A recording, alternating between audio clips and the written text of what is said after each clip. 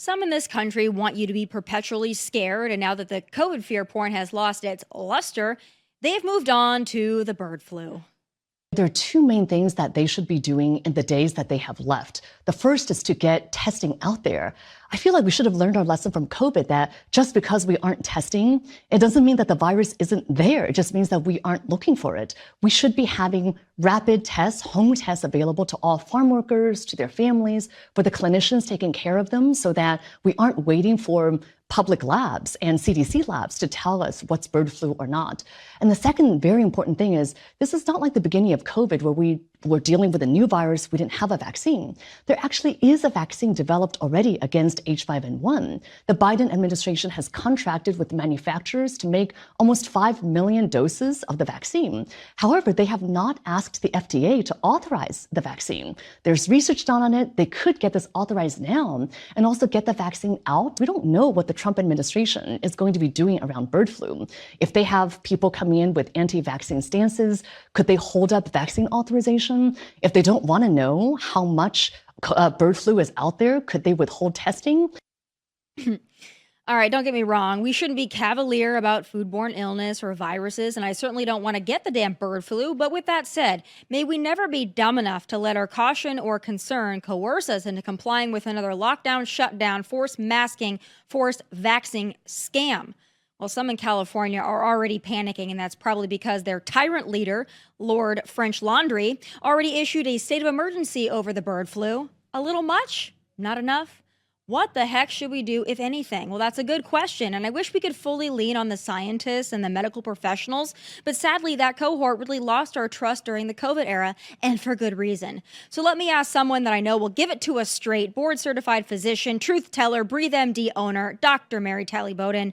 All right, Dr. Mary, the bird flu, that's the newest thing. They're not really concerned about it where I am in Tennessee. I don't see people panic buying things. I do know that eggs are hard to find in some grocery stores. In California, they are very worried about it. Give it to us straight. Is this something that we should be really concerned about? Absolutely not at this point in time. Absolutely not. I mean, historically, we've had bird flu going on for over 100 years. It comes in waves. It does have an impact on birds and poultry. And more recently, it started to have an impact on cattle. But in terms of humans, it has not shown to be a significant risk. And there was one person that died recently from bird flu, but that was from the little that they've told us, had high risk factors and was heavily exposed. And the general public does not need to worry about this whatsoever. They are bringing this out it's very strategic. It's right before RFK is up for confirmation. And that is all this is.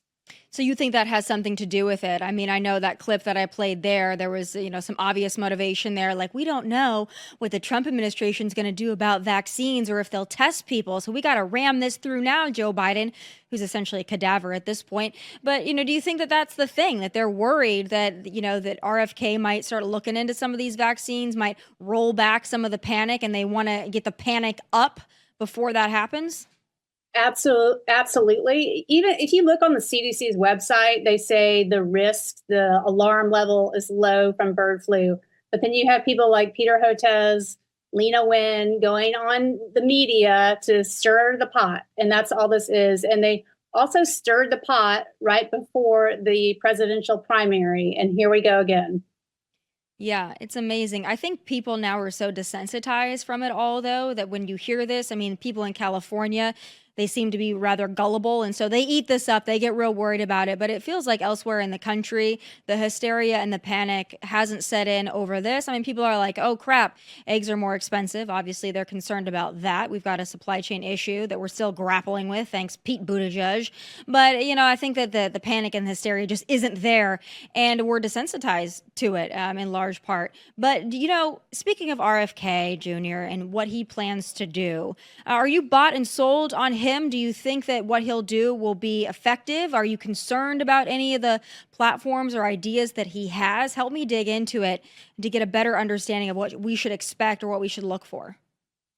Well, he's sort of our only hope, in my opinion. I mean, of all the people that Trump has appointed, he is the strongest for medical freedom, for revealing exactly what happened during the pandemic and holding people accountable. So I have not lost faith in him. I am worried about the people surrounding him, but there's only so much we can do. We'll find out very soon what's going to happen.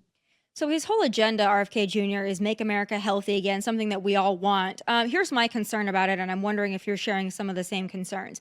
My concern is this: I don't want red dyes in our food. I don't want all these seed oils, and at least I want people to be educated about what these seed oils do to your body. I want to know how our food affects our hormones, fertility, all those things. I think that's something that RFK Jr. is very passionate about. We shouldn't have all these things in our food items, especially when other countries with the same items and the same brands have a different ingredient list. I mean, I'm passionate about that as well. However, I don't want to reach the point where it's banning Big Gulps or banning Oreos or banning Fruit Loops. I think that the free market should decide and the consumers should decide with an educated base about how they want to buy things. Are you concerned at all about what he may do in terms of, certain food items when it comes to freedom? Or do you think that there are certain food items that really need to be looked at from a regulatory standpoint?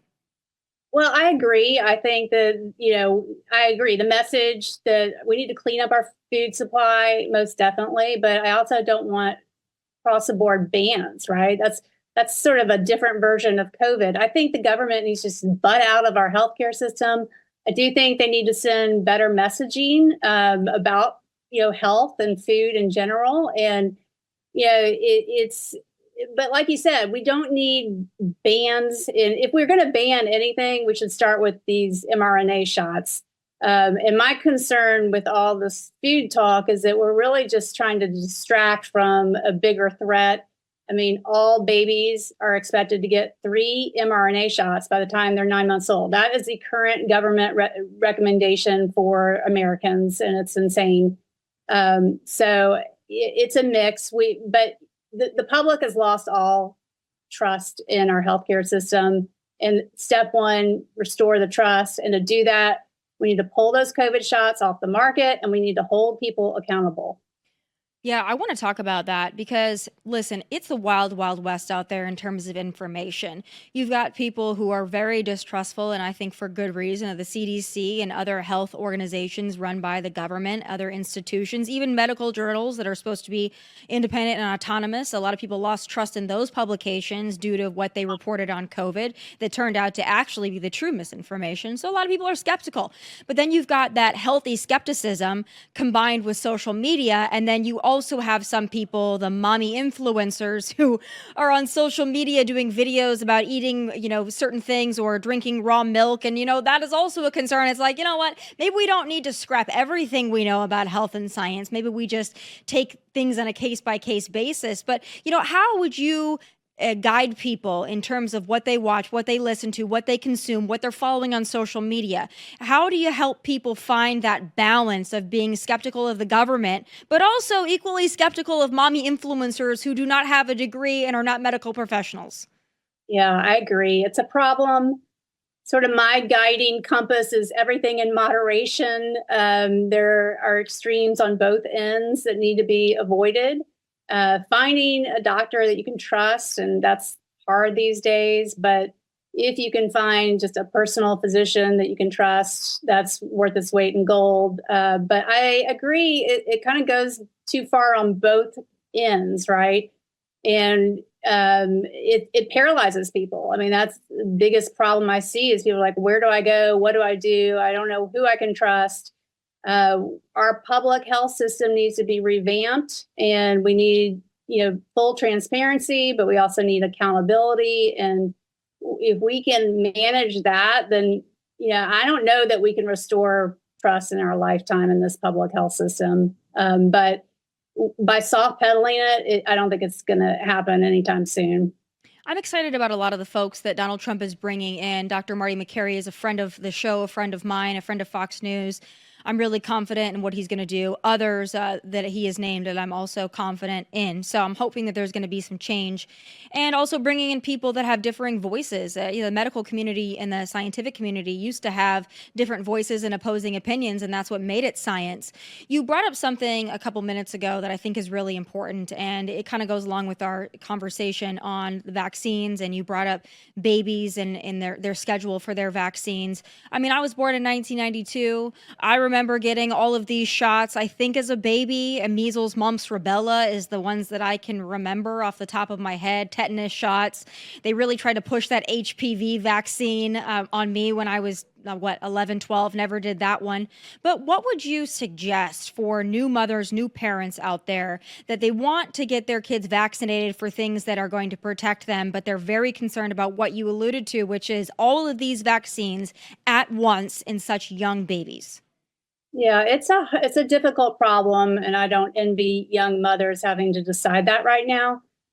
Because personally, I will never get another vaccine again, and nor will I give one to my kids. And so it's a real problem. I mean, we cannot ignore the explosion in autism, and really, we don't have an explanation. And the most logical thing, until proven otherwise, is the explosion of vaccines that have occurred concurrently with this rise in autism. And we just need more studies. We need more data. None of these vaccines have been studied concurrently when they're given, 6 shots in one visit. We also don't have placebo-controlled trials for these vaccines.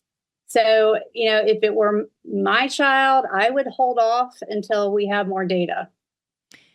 Yeah, it's just so hard. And, you brought up the autism thing. And, anytime somebody says that, it gets an immense amount of pushback because it's been deemed a conspiracy theory that's well researched. And, listen, we don't have a definitive connection there. But I think Donald Trump actually, in one of his previous press conferences, addressed this issue, saying, listen, we don't know if they're linked, but maybe we should study it. Maybe we should look at the rise in autism in young people and look at how it's exploded in recent years, in the past decade, and maybe we should just look at it. And I don't think there should be anything controversial with looking at something and saying, maybe it's not directly caused by, but maybe there are connections that should be researched. And I don't understand how we got to a place where that's become so taboo for people to even say, let's ask questions.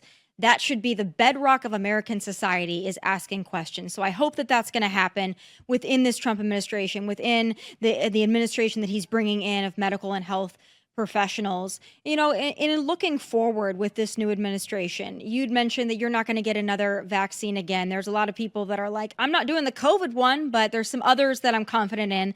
The polio vaccine being one Donald Trump has expressed immense support for. When it comes to things like that, where do you stand personally, and what would you say to folks out there that are very lost in trying to decide what they want to do? Personally, I just would not get any more of these shots until we have more data. I mean, we really don't have the data. I assumed we had the data. I was blind to it all. I was brainwashed in medical school.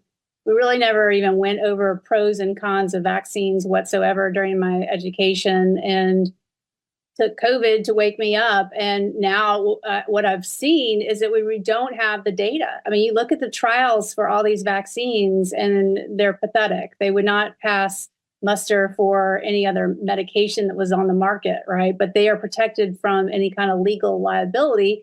And so they fly through without the data. So let's see the data and then decide. But we're not having a polio outbreak right now.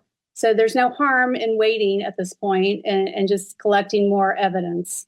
Last thing I want to talk to you about is another debate that's really going on in America right now, getting strong pushback from states like mine here in Tennessee, talking about the transition of children and the puberty blockers and the hormone blockers and the hormone therapy and some of these surgeries that are happening on minors who believe that they are transgender or have some kind of ideation of being transgender or gender dysmorphia.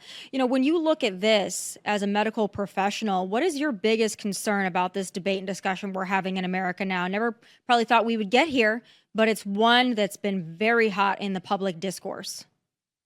It's very sad. It's a stain on our profession. It's emblematic of a larger problem with the practice of medicine. that we are having these social issues interfering with science. And I mean, hopefully the tide is turning in the other direction, but it's really sad. Medical professionals that recommend these surgeries or do these surgeries or put young people who are not fully developed on these puberty blockers, this hormone therapy, are they doing it because they genuinely want to help these people and they think that they're doing that? Or is there money involved that might be persuading them to perform some of these surgeries or other medical interventions that maybe medically and professionally they wouldn't otherwise? I think it's a combination. I think this sort of thing has slowly become normalized in our profession. It was not a thing at all when I was in training. Never discussed, never part of my education. This is a social thing that has become normalized, and of course, there's a financial gain from it, and that's unavoidable and hard to ignore. Yeah. So take me back then. You're in medical school. Let's say this was, a discussion then, or let's take it back to when you were actually in medical school. If someone had said, you know what we should do, there's people that think that they're transgender when they're 7 years old, 8 years old, 9 years old. What we need to start doing is we need to block their puberty and we need to block their progression into maturing as an adult. And that's what we need to intervene in. Would that ever have been even brought up at all? And if it had been brought up when you were in medical school, what would the reaction have been at that time? Yeah, I mean, I can't even conceive of that as being a rational conversation back in, let's see, I was in medical school from 1994 to 1998. Well, no, 1998 to well, anyway, in the 90s. And yeah, it's just, I can't even conceive of that. It's laughable, right? And but it's just been this slow evolution, well, maybe rapid evolution of what's gone on in our medical education system. And it's really terrifying. But you saw what happened during COVID, right? You saw mandating an experimental shot for people, and that goes against all sense of ethics. It's like we need some major ethical reforms in our medical system, because I don't think students are getting taught the basics. Yeah, well, that's deeply concerning at all levels, not just medical school. New Jersey doesn't even want to have teachers take a basic literacy test anymore. So we got a lot of problems in a lot of institutions that Donald Trump and his administration have a lot of work on their hands. But Dr. Mary, we always appreciate your transparency, your ability to tell the truth fearlessly has always been appreciated. I love following you on X, of course, to see your guidance and your advice and your perspective. Thanks so much for joining me today. A very happy new year to you. And let's all just be hopeful that we can get this health infrastructure back on track. Yes, thanks so much. Thanks so much, Dr. Mary. All right, folks. That does it for this very special episode of Tomi Lahren is Fearless. We'll see you back here Monday, 1 p.m. Eastern. Please like and subscribe to the YouTube channel at Tomi Lahren is Fearless. From Nashville, God bless and take care. Hey, thanks for watching. If you want more of my hottest takes, must-see conversations, and of course, my final thoughts, click here and make sure you subscribe here so you never miss a beat. I'll be here every weekday, and I hope you'll join me.